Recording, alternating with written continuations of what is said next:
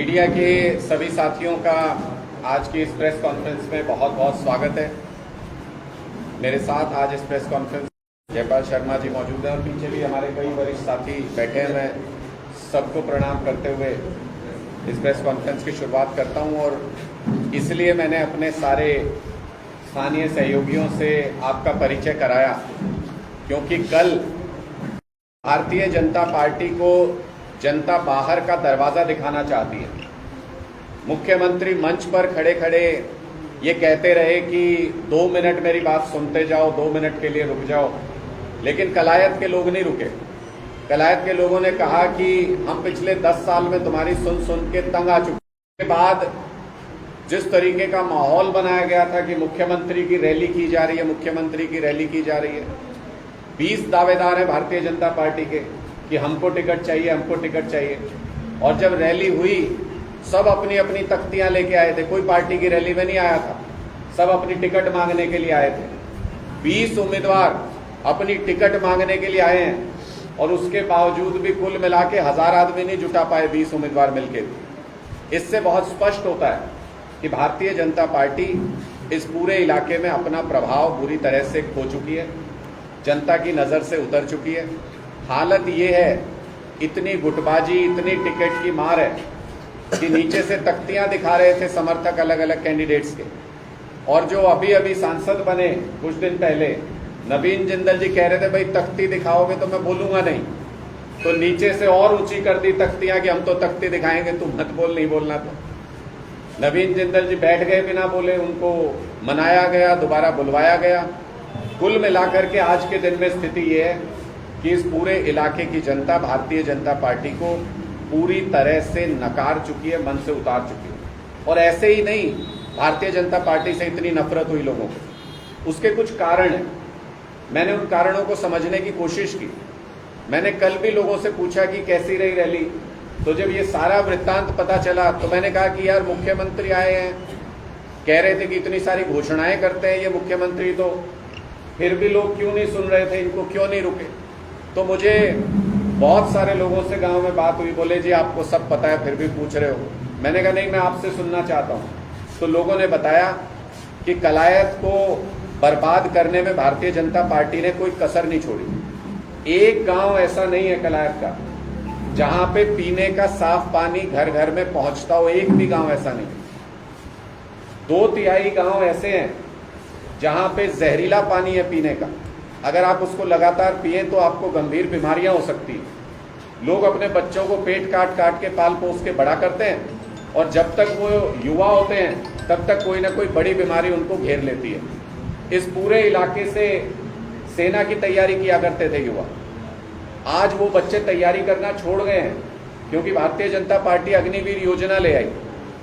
इसलिए ये पूरा इलाका बहुत नाराज है भारतीय जनता पार्टी से। और मुझे लगता है जिस तरीके से आप सड़कों की हालत यहाँ पे देख लो, जो 5 साल पहले अगर कोई सड़क टूटी हुई थी, आज भी वो सड़क टूटी हुई है। किसी स्थानीय व्यक्ति से आप बात करके देखिए। जहाँ पे सीवेज ट्रीटमेंट प्लांट बनाना होता है वहाँ पे गर्ल्स कॉलेज बनाते हैं, जहाँ गर्ल्स कॉलेज बनाना होता है वहाँ पे सीवेज ट्रीटमेंट प्लांट बनाते हैं। लोग मना करते हैं, लोग कहते हैं इसको ठीक कर दीजिए इस गलती को, तो कहते हैं सरकार हमारी, हम तो तुम्हारी सुनते नहीं। तो जनता ने भी साफ तौर पे ये कहा कि अगर आप हमारी नहीं सुनते तो हम भी आपकी नहीं सुनते। भारतीय जनता पार्टी इस पूरे इलाके से अपनी जमानत बचाने में कामयाब नहीं होगी इस आने वाले चुनाव में। और लोग अब ये कह रहे हैं कि हमको मूलभूत मुद्दों की राजनीति करनी है, हमको बिजली, पानी, स्कूल, अस्पताल, रोजगार की राजनीति करनी है। और जब बदलाव करना है तो इस बार पार्टी बदलने का काम नहीं करेंगे, इस बार संपूर्ण बदलाव करेंगे और एक नई विचारधारा को, आम आदमी पार्टी को यहाँ से जिताएंगे ताकि यहाँ पे लोगों को मूलभूत सुविधाएं, बिजली, पानी, स्कूल और अस्पताल का इंतजाम हो सके, उनके बच्चों के लिए सुनहरा भविष्य हो सके। ये कल की मुख्यमंत्री की रैली के बाद मुझे तो नहीं लगता कि कोई बड़ा नेता या मुख्यमंत्री अब पलट के कभी कलायत की तरफ आएंगे। जो हालत कल हुई है उसके बाद यहाँ दोबारा पलट कर देखेंगे नहीं। और मुझे ये भी लग रहा है कि कल इतनी सद्बुद्धि भी बीजेपी के शीर्ष नेताओं को मिल गई होगी कि जो उनकी अंतिम चाल होती है अब वो चलने का प्रयास किया जाएगा।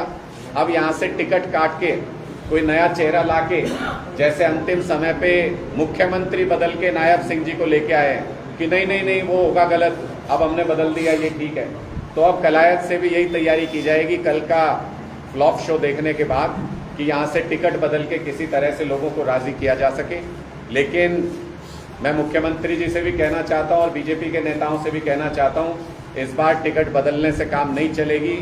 इस बार सरकार भी बदलेंगे, इस बार सिस्टम भी बदलेंगे लोग, क्योंकि लोग अब मूलभूत बदलाव चाहते हैं। आपके कोई प्रश्न है तो आप पूछिए। साहब, ये डोरे डालने का मौसम अब चला हुआ है, इधर से उधर जाए, उधर से इधर लेके आना है। अभी आपने बताया नए चेहरे आएंगे, कोई डोर आपकी तरफ भी फेंकी गई है कि उधर से? देखिए, ऐसी तो डोर नहीं है जो हमारी तरफ फेंकी जाए, लेकिन बहुत से लोग ऐसे ज़रूर हैं जो मैंने बताया कि भारतीय जनता पार्टी से मोह भंग हो चुका है। अभी मैंने कुछ दिन पहले जिला उपाध्यक्ष भारतीय जनता पार्टी के यूथ विंग के उनको ज्वाइन कराया था। बहुत सारे और साथी हमारे संपर्क में हैं जो लगातार ये कह रहे हैं कि भारतीय जनता पार्टी ने सिर्फ लोगों को ही नहीं बल्कि अपने कार्यकर्ताओं को भी छला है, उनके साथ भी धोखा किया है, उनके काम भी कोई काम भी उनके नहीं हुए हैं। तो इसलिए बहुत से लोगों में नाराज़गी है। हम ये ज़रूर तय करेंगे कि कौन अच्छे लोग हैं जो समाज के लिए काम करने की इच्छा रखते हैं और भारतीय जनता पार्टी में फंस गए हैं गलती से, उनको अपने साथ लाने का प्रयास करेंगे और इकट्ठे मिल करके इस सरकार को उखाड़ लेंगे। कल सीएम आए थे, रैली में बहस कर लेते, आप उनसे रैली में पूछ लेते, सीएम आए चले गए, लाला साहब गए, तो ये बातें वहाँ तक सीएम ने पता? देखिए, मैंने तो मुख्यमंत्री जी के आने से पहले मैंने उनको खुला निमंत्रण दिया था इस बात का। 2-3 चीज़ों का मैंने उनको बहुत खुला निमंत्रण दिया हुआ, और वो मेरे घर में ही आ रहे थे, यहीं आ रहे थे, तो बता ही देते कि मैं यहाँ आ रहा हूँ, आप जो सवाल पूछना चाहते थे यहाँ आके पूछ लीजिए। फिर हम जाते हैं तो फिर इनकी पुलिस आगे अड़ा देंगे, ये कहेंगे प्रोटोकॉल नहीं है। तो हमने कहा कि ऐसा ही कर लेते हैं कि पहले जनता इनका प्रोटोकॉल हटा दे, फिर बात करने की स्थिति में आ जाएंगे तो फिर इनसे बात कर लेंगे, क्योंकि आम लोगों से ये पहले बात करते ही नहीं। लेकिन मैंने बहुत खुले तौर पे मुख्यमंत्री जी को 2-3 चीज़ों का निमंत्रण दिया था। एक तो मुख्यमंत्री जी कहते हैं कि 24 घंटे बिजली आती है, ये तो गनीमत है कि अभी आ गई 2 मिनट पहले, अभी प्रेस कॉन्फ्रेंस शुरू होने से पहले लाइट ही नहीं दी यहाँ तो 24 घंटे बिजली के लिए कहते हैं 5800 गाँव में 24 घंटे बिजली आती है। क्या गजब का मजाक है।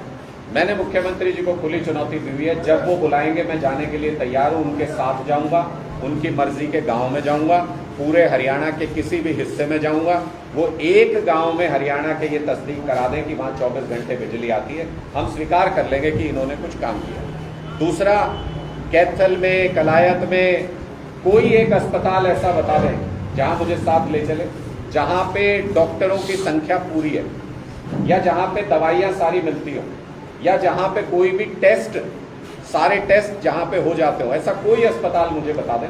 मैं वो भी देखना चाहता हूँ, मेरी दिली इच्छा है, पिछले 10 साल से देख नहीं पाए ऐसा एक भी अस्पताल। मैंने इनको ये भी आमंत्रित किया हुआ है कि आप दिल्ली आएंगे तो हम पूरे सम्मान के साथ आपको अपने बनाए हुए सरकारी स्कूल दिखाएंगे। और इनसे मैंने ये निवेदन भी किया है कि अगर आप चाहें, आपको लगता है कि आपने 10 साल में कोई एक सरकारी स्कूल अच्छा बनाया है तो हमको वहाँ लेके चलो, हम भी अच्छी चीज़ को देख के अच्छा ही कहेंगे। लेकिन पिछले 10 साल में मुझे ये मौका नहीं मिल पाया। मैं, नायब सिंह जी नए मुख्यमंत्री हैं, मैं उनसे फिर ये आग्रह करता हूँ आप सबके माध्यम से कि अगर वो अच्छा कोई अस्पताल पूरे हरियाणा के अंदर, कोई अच्छा स्कूल पूरे हरियाणा के अंदर, 24 घंटे बिजली जहाँ आती हो, कोई भी ऐसा गांव अगर वो दिखाना चाहें तो हम उनके साथ चलने को तैयार हैं, देखेंगे भी और अच्छा लगा तो तारीफ भी करेंगे। लेकिन अगर आप नहीं लेकर के गए तो हम ये मान लेंगे कि पूरे हरियाणा में एक जगह नहीं है आपके पास जहां आप दिखा सकें कि आपने अच्छा काम किया। सर, जेपी दलाल के बयान पर क्या कहेंगे? उन्होंने कहा कि हमारी दिल्ली की सरकार 6 महीने में सरकार गिरा देगी हरियाणा। देखिए, मुझे लगता है कि अहंकार ऐसा ही होता है, और जब किसी के सिर पर अहंकार चढ़ के बोलता है तो वो बिल्कुल ऐसी ही आवाज़ निकलती है जैसे जेपी दलाल जी बोल रहे हैं। मैं तो उनको ये कहता हूँ कि भाई साहब, आप सरकार तोड़ने के सपने तो देख रहे हो, लेकिन जिसके दम पे सरकार तोड़ने के सपने देखते थे आपके वो शीर्ष नेता आजकल बैसाखियों के सहारे हैं। ज़्यादा तेज चलने का प्रयास मत करो, मुंह के बल गिरोगे।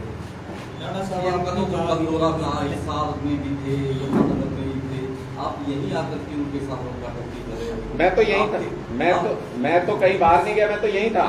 मैं तो आज कैथल में ही मौजूद था, और चूंकि कलायत में वो कल रैली करके गए हैं इसलिए मैं यहाँ उनसे ये पूछने के लिए आ गया। यमुनानगर इस साल में भी थी, कोई टोक्कर टापी ये डांडा साहब की कसरत कलाई विधानसभा को लेकर है। हरियाणा का कोई हिस्सा ऐसा नहीं है जहां हमने भारतीय जनता पार्टी से प्रश्न नहीं पूछा। निश्चित तौर पे यहाँ से मेरा विशेष लगाव है, ये मेरी अपनी जन्मभूमि है, मेरी अपनी जगह है, उससे लगाव निश्चित है। और दुख होता है जब अपने लोग चारों तरफ से आके ये कहते हैं कि बर्बाद कर दिया, बर्बाद कर दिया, बर्बाद कर दिया, तो दुख होता है। और जब हम बोलते हैं, ये प्रश्न पूछते हैं, तो वो दुख झलकता है इससे। लेकिन स्पष्ट तौर पे हरियाणा के किसी भी हिस्से में, मैं तो आपके माध्यम से खुली चुनौती दे तो रहा हूँ, हरियाणा के किसी भी हिस्से में दिखाओ भाई, नूह में ले जाके दिखा दो, यमुनानगर में दिखा दो, सिरसा डबवाली में दिखा दो, रोहतक में दिखा दो, कैथल में दिखा दो, कहीं तो दिखाइए। कोई एक स्कूल तो बनाया होगा, कोई एक अस्पताल तो बनाया होगा। इतनी खुली चुनौती 10 साल राज करने के बाद कोई हमको देके दिखाए दिल्ली के अंदर? कोई हमको 2 साल हुए पंजाब में राज करते, हमको कहे हम उनको ऐसे स्कूल दिखाएंगे जहां शानदार स्विमिंग पूल भी है, जहां इंटरनेशनल हॉकी स्टेडियम भी है, जहां पे सिंथेटिक ट्रैक लगे हुए हैं बच्चों के दौड़ने के लिए। और यहाँ हम गांव-गांव में जाते, स्टेडियमों का क्या बुरा हाल है। हल्की सी बारिश हो जाए, वहां प्रैक्टिस नहीं कर सकते बच्चे। हर नेता आता है, उनको कह के चला जाता है स्टेडियम अच्छा कराएंगे, पर स्टेडियम में गांव की दी हुई जमीन, गांव के दिए हुए मैदान के अलावा कुछ है ही नहीं। सरकार ने कभी कुछ किया ही नहीं। तो ये सारी वो चीजें हैं जो हमें सोचने पे विवश करती हैं और सरकार से सवाल पूछने पे विवश करती हैं। देखिए बदलाव कैसे होता है, उसका एक प्रारूप मैं आपको और दिखाता हूँ। हमारे साथ आज ऑटो यूनियन के प्रधान लीलाराम जी मौजूद हैं। जब दिल्ली में हमारी सरकार बनी तो हमारी सरकार बनाने में ऑटो वालों का सबसे महत्वपूर्ण योगदान था। उन्होंने सबसे पहले ये बीड़ा उठाया कि आपका झंडा हम लगाएंगे, आपका प्रचार हम करेंगे और आपके साथ हम जुड़ेंगे, क्योंकि हमारे बच्चों को अच्छे स्कूल, अस्पताल, बिजली, पानी मिलेगा। आज यहाँ कलायत की अपने आप, मैं यहाँ प्रेस कॉन्फ्रेंस करने आ रहा था, इन्होंने मुझसे संपर्क किया और ऑटो यूनियन पूरी अपने सारे साथियों को लेके यहाँ पे पहुंची है।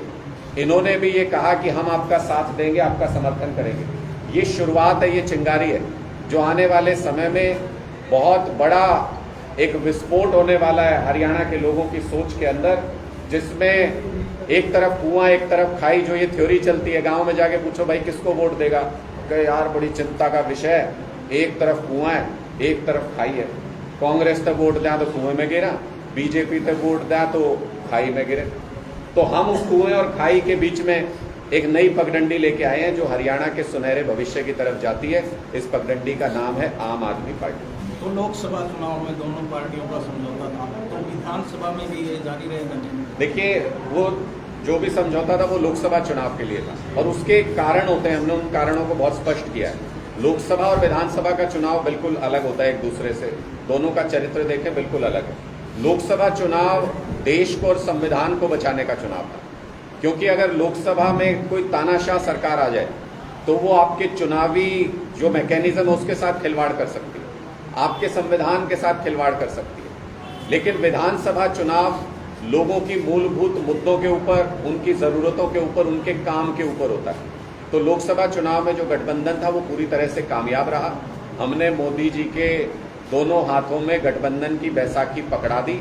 ज़्यादा तेज चलने का प्रयास करेंगे तो औंधे मुंह गिरेंगे और उसके नतीजे भी दिखने शुरू हो गए। 10 साल के बाद मोदी जी ने कोई बिल, कोई काम जेपीसी में भेजा है पहली बार, जॉइंट पार्लियामेंट्री कमेटी में। इसका मतलब अब उनको समझ आ गया कि लोकतंत्र क्या चीज़ होती है।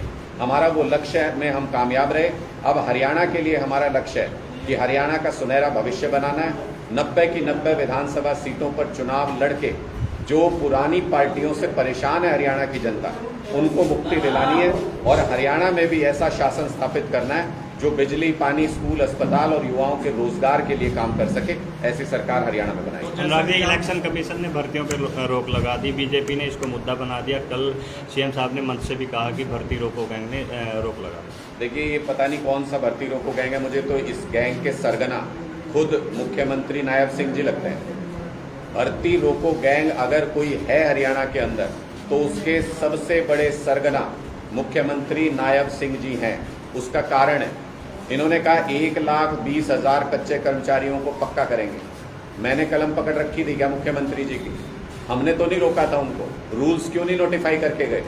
समय रहते उनकी अपनी सरकार है, केंद्र सरकार से चर्चा करके, डेट्स शेयर करके, कहीं ना कहीं चुनाव आयोग सामंजस्य में चलता है कि कोई बड़ा इवेंट ना आ रहा हो केंद्र सरकार का, उनसे पूछा जाता है भाई आपके अपने केंद्र सरकार के सीनियर नेता मोदी जी अगर आपसे साझा नहीं करना चाहते कि चुनाव कब करा रहे हैं, तो इसमें हमारा कसूर थोड़ी है।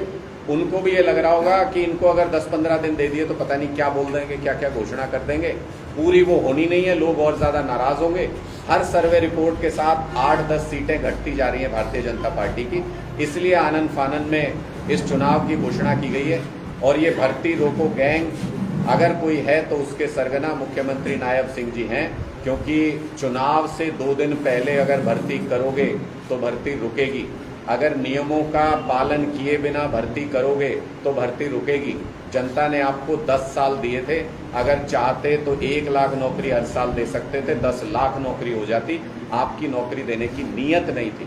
सीईटी का एग्जाम 3 साल हो गए, दोबारा नहीं हुआ। इन्होंने कहा था हर साल कराएंगे। इन्होंने जितनी भर्तियां इन्होंने रद्द करी, जितने पेपर इनके समय में लीक हुए, लेटर दे के लोगों को, लेटर दे दिया लोगों को ज्वाइनिंग का, उसके बाद भर्तियां रद्द कर दी, वापस ले लिया, एडवर्टीजमेंट निकाल दिया, एडवर्टीजमेंट वापस ले लिया। कल दूसरी बार ली, कल दूसरी बार नेट का पेपर के साथ कॉम्प्रोमाइज हो गया।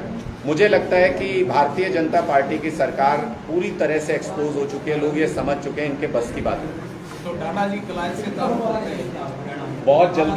बहुत जल्दी आम आदमी पार्टी अपनी टिकटों का अनाउंसमेंट करेगी। हम आज उम्मीद कर रहे थे, आज क्योंकि अरविंद केजरीवाल जी की हियरिंग थी कोर्ट में, अगली डेट लेकिन उसमें लगी है। हम बहुत जल्द बैठक करके सारे कॉन्स्टिट्यूएंसीज के अंदर आम आदमी पार्टी के सर्वे चल रहे हैं। सर्वे के आधार पर जो टिकटार्थी जिन्होंने मेहनत की है ज़मीन के ऊपर, लोगों के बीच में अपना वजूद कायम किया है, लोगों की राय के आधार पर उनको टिकट देंगे। और इस बार बड़े बड़े नेता नहीं बल्कि आम जनता झाड़ू के निशान पर चुनाव लड़के चुनाव जीत के आएगी। क्लाइंट वाला क्या? क्लाइंट से आप जल्दी अनाउंसमेंट होगी, पार्टी अनाउंसमेंट करेगी, सारी टिकटों की अनाउंसमेंट करेगी, उसमें आ जाएगा वो। डन।